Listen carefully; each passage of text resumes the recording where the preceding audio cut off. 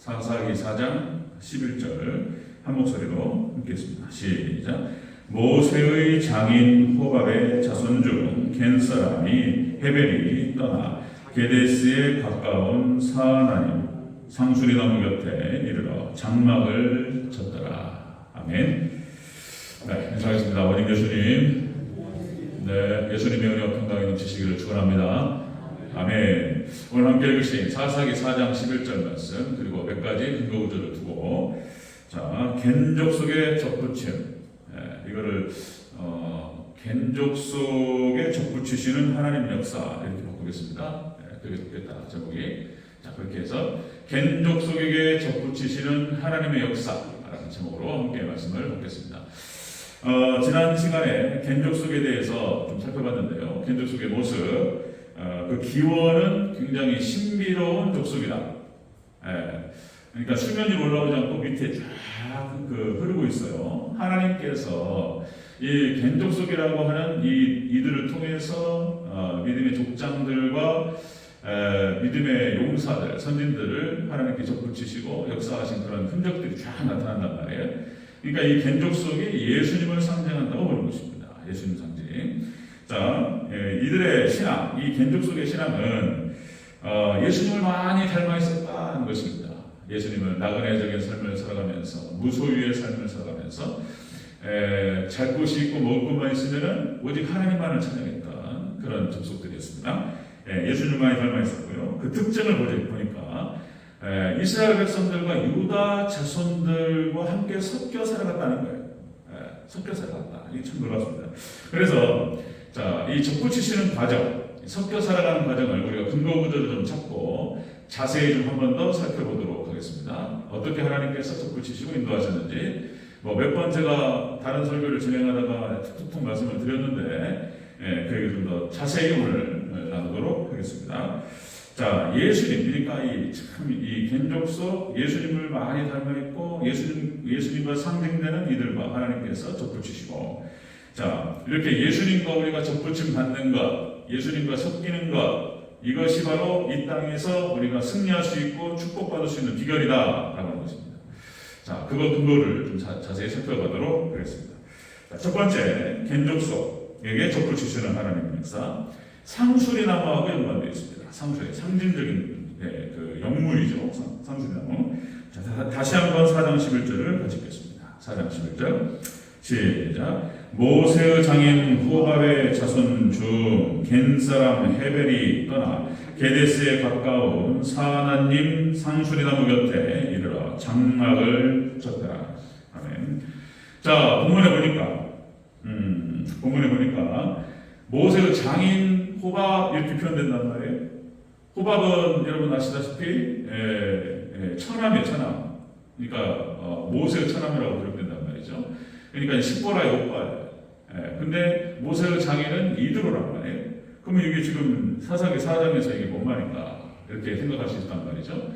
근데 이거 주석에 살펴보고 그리고 원어를 보니까요, 장인과 상이라는 표현이 원어가 똑같아요. 원어가 호텐이라고 해가지고 원어 같습니다. 그래서 오늘 이 사사기의 기록자, 그러니까 번역자들이 장인이라는 표현을 어떤 주석에서는 오기를 했을 것이다, 잘못 기록했을 것이다, 이런 얘기도 있는데 원어가 같아요. 이게 이제 호밥은 여러분들 처남을 말하는 것입니다. 장인으로 기록되어 있는데, 그러니까 그러니까 모세의 장인 이드로의 아들이에요, 아들. 이제 여기 장인이라고 표현됐는데, 우리는 또 이제 이게 원어가 같구나 이렇게 이해하시면 되겠습니다. 이게 이 상수리 나무 밑에만 여기다가 장막을 친단 말이에요, 겐족속들이. 여러분들 그러니까 성경은 그렇게 되어 있습니다. 구조적으로. 그러니까 하나님의 계시, 하나님께서 당신을 드러내시는 과정 가운데에서 이게 단계적이에요. 이게 계시를 하나님 드러내실 때 점진적으로 드러내셨어요. 처음에는 그러니까 아담 시대도 그렇고 노아 시대도 그렇고 아브라함 때, 아브라함, 이삭, 야곱, 요셉 이때는 율법이 없었습니다. 오직 만물 가운데에서 하나님과 직접적으로 소통을 했어요. 그러다가 영적으로 감각을 잃어버려요. 이스라엘 백성들이. 그러다 보니까 하나님께서 율법을 주시는 거예요. 율법을 주시면서 창세기부터 창세기, 출애굽기, 레위기, 민수기, 신명기까지 이 모세 오경을 주시면서 하나님 자신을 특별한 청으로 드러내셔요. 계시가 좀 더 정확하게 드러났어요. 처음에는 만물 가운데에서, 우주 만물 가운데 하나님께서 계셨고 이것들을 통해서 하나님 나타나셨고 역사하셨어요. 그런데 한 단계 더 이제 이 영적인 감각이 흐려지니까 율법을 주시면서 정확하게 하나님께서 계시하세요.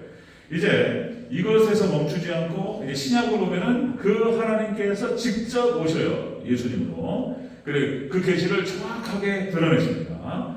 자, 이런 과정을 받게 되는데 성경 자체가 하나님 자신을 드러내시고 계시하실 때 그런 과정을 받는다. 자, 여러분들 로마서 1장 20절에서 이렇게 표현합니다. 그래서 창세로부터 그의 보이지 아니하는 것들 곧 그의 영원하신 능력과 신성이 그가 만드신 만물에 분명히 알려졌다니. 만물 가운데서 하나님께서 잘 드러내셨어요.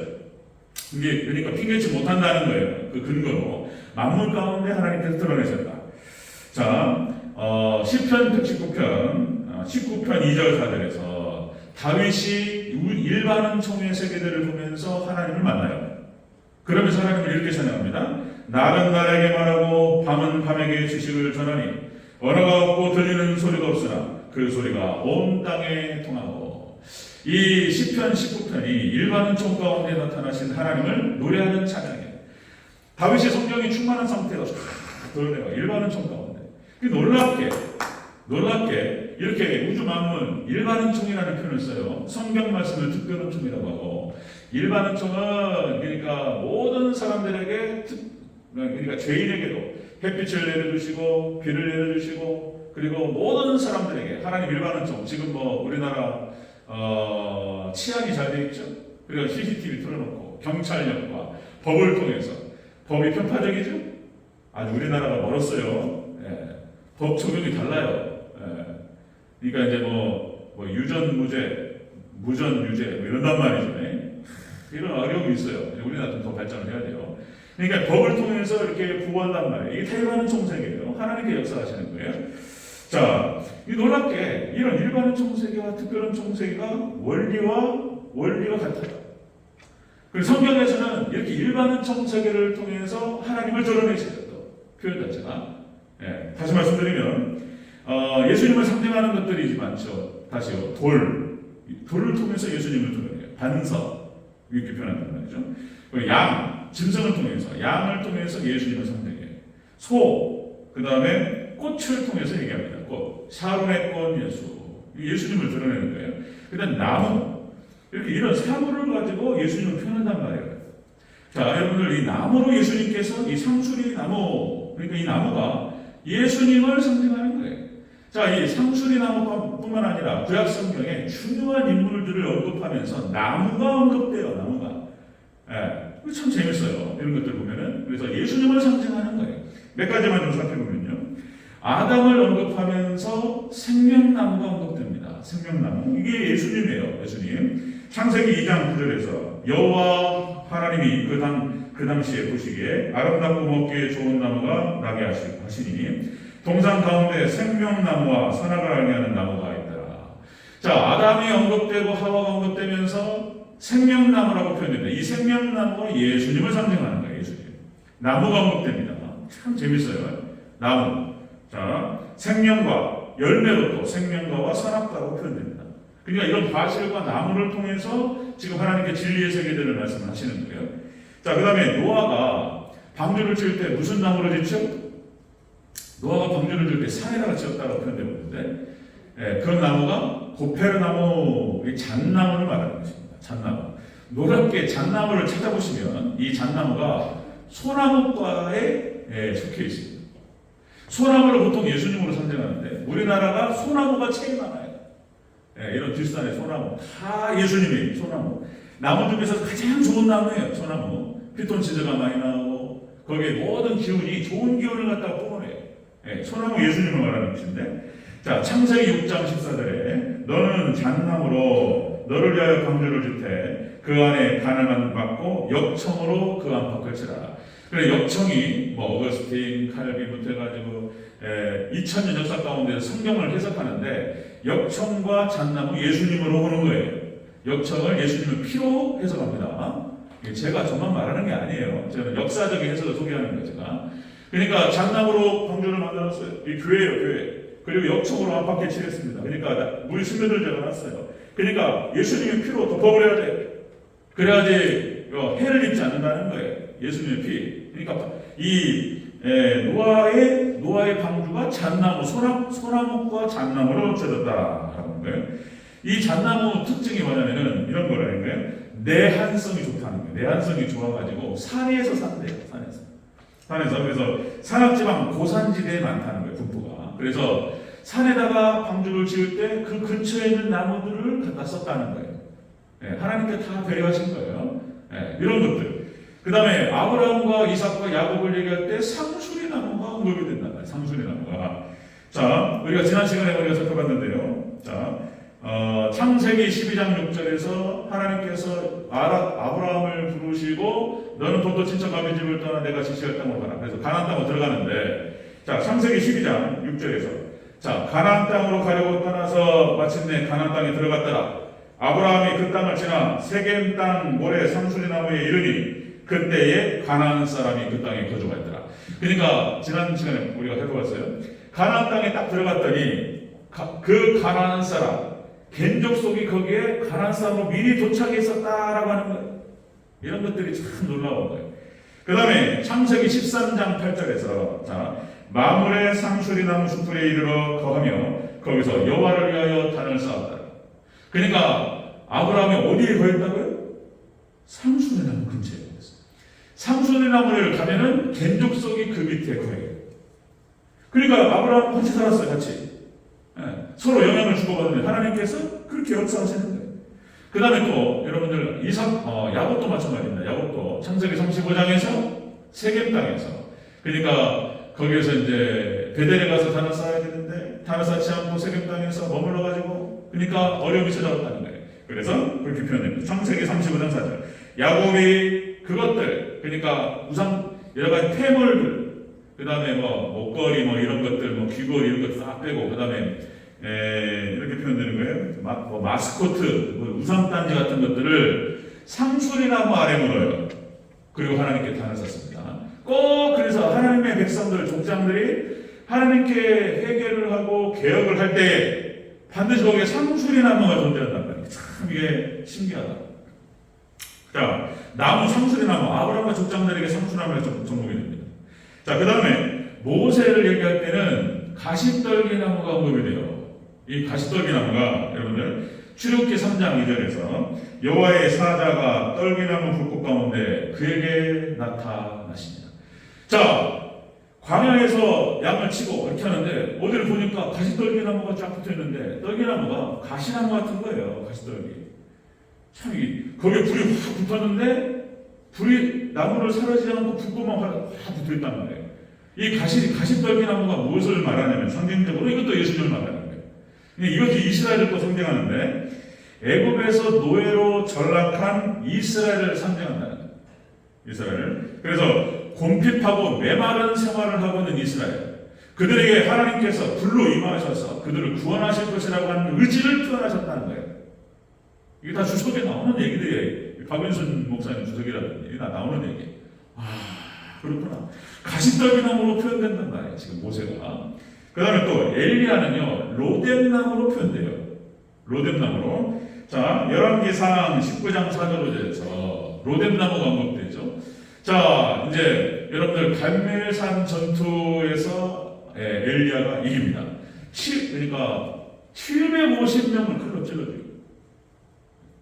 850명, 400명, 450명. 그렇게 해서 그 전투에 승리하고 이세벨이 죽인다고 하니까 또 도망갔단 말이에요. 너무나 피곤한 몸을 이끌고 로뎀나무 밑에서 잠시 쉽니다. 이 로뎀나무가 자 이렇게 나와요. 당시 광야에서 바람과 햇빛을 막아주는 역할을 했다는 거예요. 자, 광야 아무것도 없잖아요. 나무도 없고 광야 사막이에요. 사막의 전 단계예요. 사막은 모래밖에 없고 이게 사막으로 가기 전 완전 자갈밭이 아무것도 없어요. 그런데 가끔 로뎀나무나 이런 것들이 있어가지고 거기에서 사람들이 쉬었다는 거예요. 그리고 바람을 막아주고 이렇게 햇볕을 막아주는 그런 역할을 했다는 거예요. 그러니까 열왕기상 19장 4절에 대해서 이렇게 표현됩니다. 스스로 광야로 들어가 하룻길쯤 행하고 한 로뎀나무 아래에서 죽기를 구하여 이르되. 피곤하고 하나님 죽겠습니다. 하나님께서 로뎀나무 밑에서 쉬게 하셨다는 게 로뎀나무 때 예수님을 상징하는 거예요. 그러니까 거기에서 하나님의 사자가 나타나서 어떻게 합니까? 숯불에 구운 떡과 물 한 병을 줘요. 그걸 먹고 마시고 그리고 힘을 내서 호렙산까지 나가요. 그런 장면이 나와요. 그러니까 여기 또 상징적으로 여호와의 사자가 또 예수님을 상징하고 또 이제 뭘 줬다고요? 숯불에 구운 떡을 주고 그 다음에 물 한 병을 줬다는 거예요. 이 물이 말씀이고 떡이 예수님인 거예요. 떡이. 우리 하나님의 백성들은 예수님 말씀을 듣고 예수님과 함께 호흡하고 새 힘을 얻고 여러분 광야에서 승리할 줄로 믿습니다. 아멘. 이 땅이 다 광야인 거예요. 광야와 같은 세상을 살아가면서 모든 에너지와 힘을 예수님으로부터 공급받는 거예요. 그리고 빛과 소금의 역할을 감당하는 거예요. 공급받고. 자, 엘리야가 그렇고요. 자, 그럼 여섯 번째, 예수님을 뭐라고 표현하냐면 포도나무에 비유합니다. 포도나무. 예수님께서 하신 말씀이에요. 요한복음 15장 1절. 나는 포도나무요, 내 아버지는 누구라. 이렇게 얘기해요. 예수님이 포도나무라고 말씀하세요. 그런데 이게 재밌어요. 이게 이제 생명나무를 포도나무로 보는 거예요. 우리가 이제 선악과, 그러니까 에덴 동산에 있었던 선악과가 있었고, 그리고 이제 우리가 사과나무로 선악과를 사과나무로 보는 건데, 여기 남자들이 아담스 애플 먹다 걸렸다 이렇게. 그리고 이제 뭡니까? 스티브 잡스가 애플 한 입 깨물어 먹은 그 사과나무를 자기 애플사의 로고로 삼았단 말이죠. 이게 하나님 반역에 대한, 하나님을 거역하고 하는 도전에 대한 의미가 있는 거예요. 제가 하나님처럼 되겠다 그런 의미가 있는 거예요. 자, 그러니까 생명나무는 뭘까? 이거 궁금한데 예수님이 말씀하셨어요. 나는 포도나무. 그러니까 포도나무일 것이다라고 그런 거예요. 자, 보세요. 또 예수님께서 일곱 번째 재림 후에 계시록 22장 2절에서 뭐가 나오냐면 천년왕국을 보니까 강 좌우가 있는데, 강이 있는데 저게 생명나무로 쫙 가요. 천년왕국 보니까 그걸 먹고 살아요. 그걸 먹고 과일을 먹습니다. 우리 천년왕국 가서 고기는 안 먹어요. 고기 좋아하시는 분들, 저도 고기 좋아하는데 좀 섭섭하는 거 모르겠지만 천년왕국 가면 고기 안 먹어요. 어떤 짐승도 잡거나 죽이지 않습니다. 과일만 먹어요. 과일만. 생명나무, 과일, 야채 이런 거 먹으면서 삽니다. 자, 다 예수님이에요, 이것이. 자, 그러니까 겐족속과 접붙이시는 하나님의 역사를 보니까 다 산수리는 나무로 역사하신다는 거예요.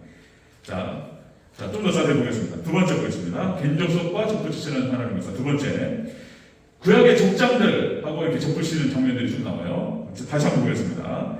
이것이 창세기 12장 6절 아까 읽었던 건데 그냥 제가 읽기만 하겠습니다. 시간이. 아브라함이 그 땅을 통과하여 세겜 땅 모래 상수리 나무에 이르니 그때 가나안 사람들이 그 땅에 거했더라.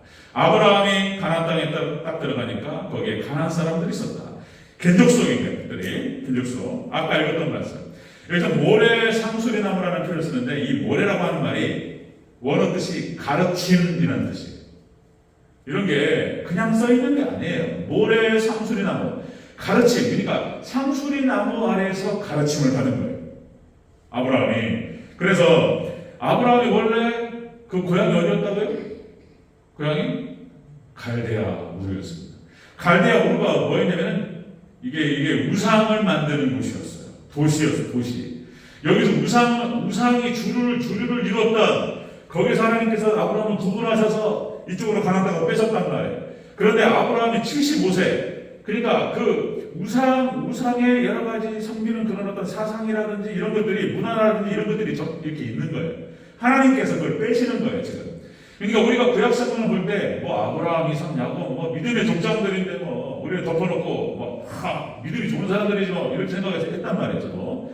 그런데 자세히 보니까 이런 게 있는 거예요, 이런 게. 개인족속과 함께 족두시시고, 하나님께 역사하시는 장면들. 그러니까, 우상 종교를 하나님께서 빼시고, 그 겐족속들과 함께 살아가게 하시면서 겐족속의 문화가 아브라함에게 스며들어요.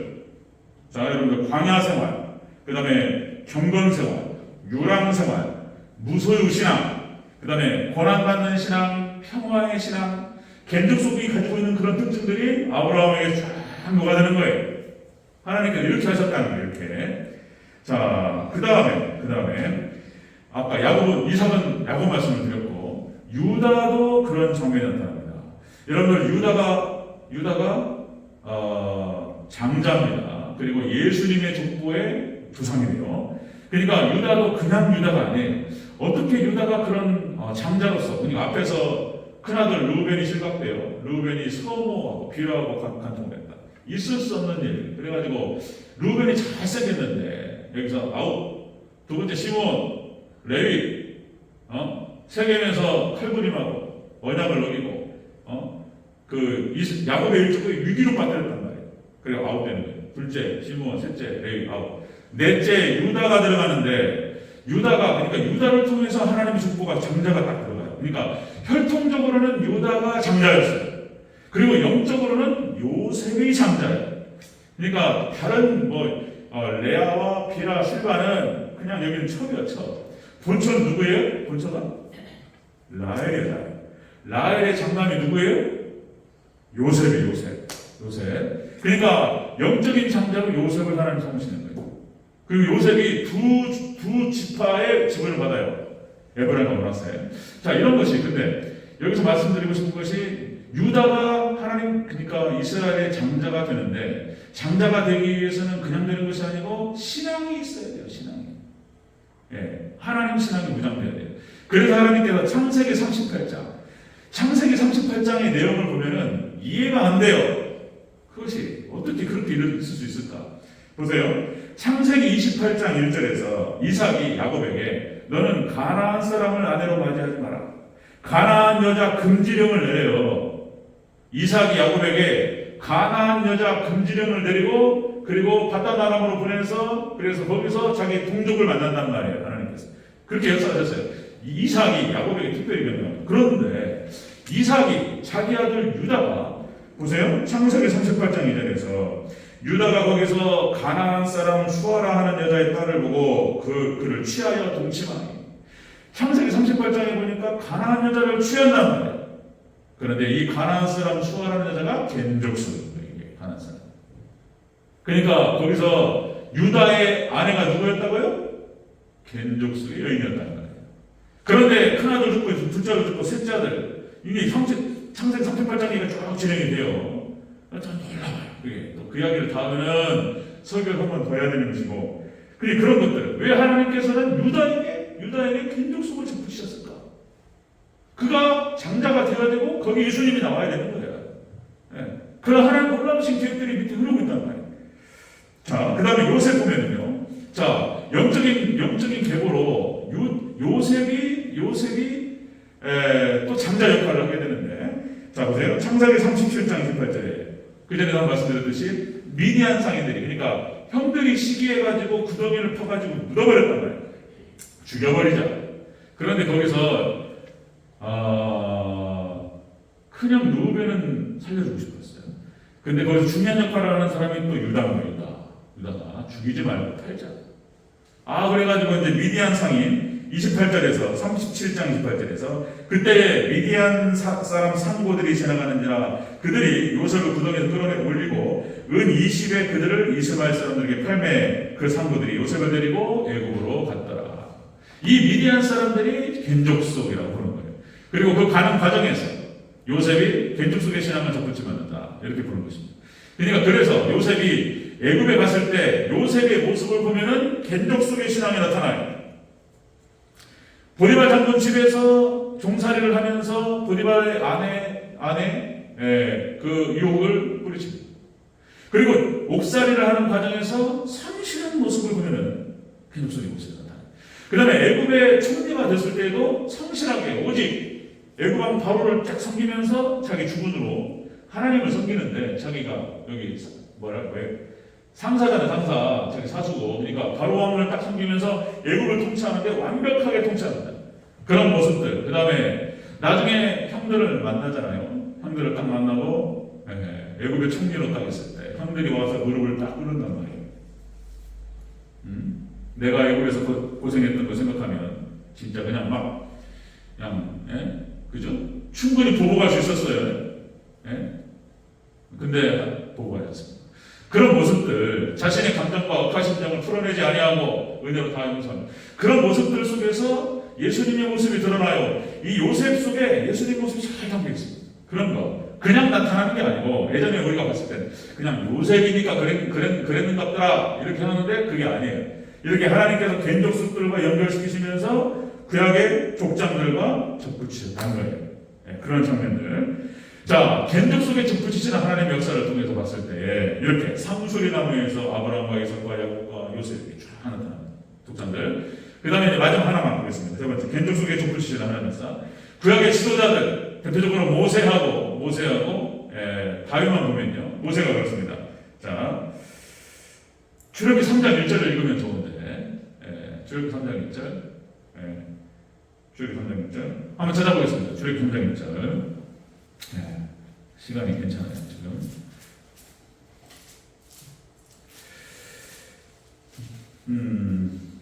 그냥 이런 기록들이 그냥 막 번번번번 그냥 아무 생각 없이 기록된 게 아니라는 거예요. 하나님의 놀라우신 계획이 있어요. 일정일획이 다 하나님의 놀라우신 말씀입니다. 자, 그러니까 우리가 성경을 해석하고 성경을 볼 때 그런 관점 자세가 중요해요. 왜 이것이 기록됐을까? 분명히 하나님 의도가 있는 거예요. 자세히 우리가 몰라서 그렇지 자세히 보면은 기가 막히게 하나님 말씀이 의도가 있습니다. 자, 우리 출애굽기 3장 1절을 같이 읽겠습니다. 시작. 모세가 그의 장인 이드로 제사장 미디안 제사장 이드로의 양떼를 치더니 그 떼를 광야 서쪽으로 인도하여 하나님의 산 호렙에 이르매. 아멘. 그러니까 이드로가 겐족 속이라고 말씀드렸죠.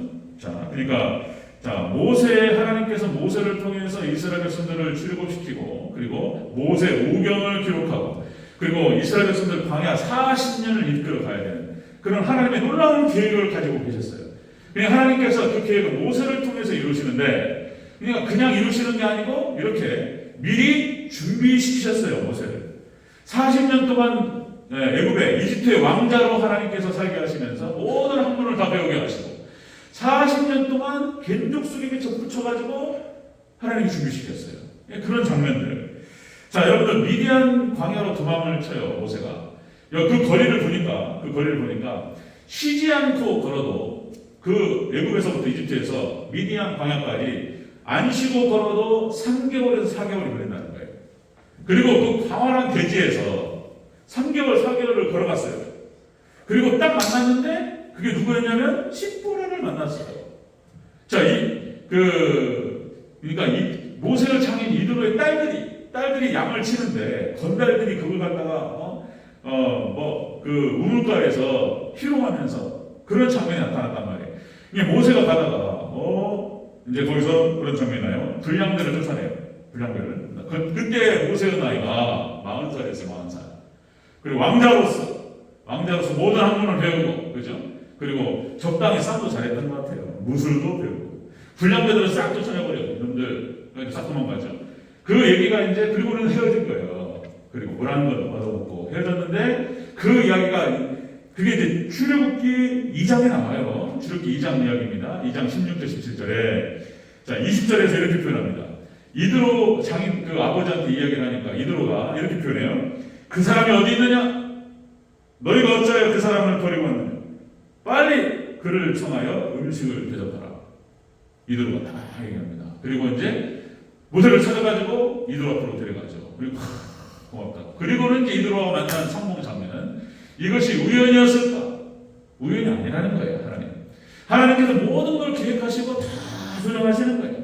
3, 4개월을 가고 그 광활한 대지에서 정확하게 이드로를 만나게 하셔요. 그리고 40년간을 십보라와 결혼하고 그리고 아들을 낳고 삽니다. 그리고 광야에서 40년을 갖다가 양을 치며 살아요. 그리고 정확하게 겐족 속의 문화가 모세에게 쓰면 족보집에서 그렇게 만드셨어요. 그러니까 모세가 감당해야 될 사명이 있기 때문에, 그죠?